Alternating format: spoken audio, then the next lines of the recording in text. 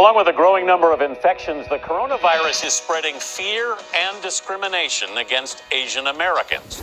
Restaurants and other businesses in cities from New York to California have reported big drops in sales. We're also learning about reports of racist incidents at hotels and bullying of Asian American students. Weijia Zhang visited a struggling Chinese restaurant in New York City. Weijia, what did you learn?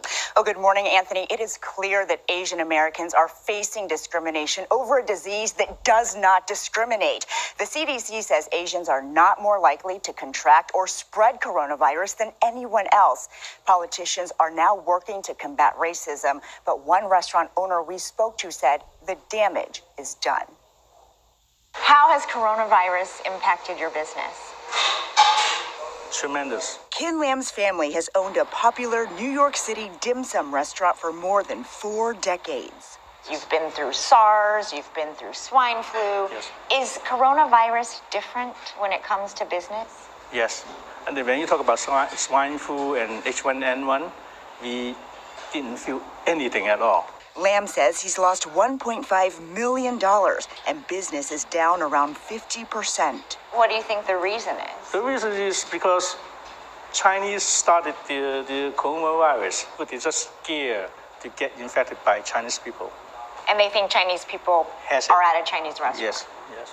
And it's not just at restaurants. You haven't heard of the coronavirus? So, what does that have to do with us?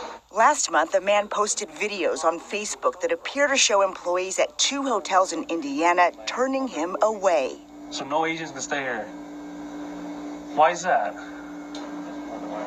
Because of virus. CBS News reached out to the alleged victim but did not hear back. Wyndham Hotels and Resorts, which owns both hotels, said in a statement they are deeply troubled by these incidents as they are not reflective of our values or our expectations of franchisees, and they're treating this matter seriously. The racism has also surfaced in classrooms. In Madison, Wisconsin, school officials say there's been comments made toward Asian students, and they're working to stop those responsible. And really seizing that moment to educate that student so they, understand that their words have meaning and can be hurtful. It's not just in the U.S. Asians around the world have reported discrimination linked to coronavirus. He shouted, I don't want your coronavirus in my country. Jonathan Mock is a student from Singapore studying in London. He told the BBC he was walking down the street last week when 4 people attacked him. It's such a serious problem that has plagued us for a very long time.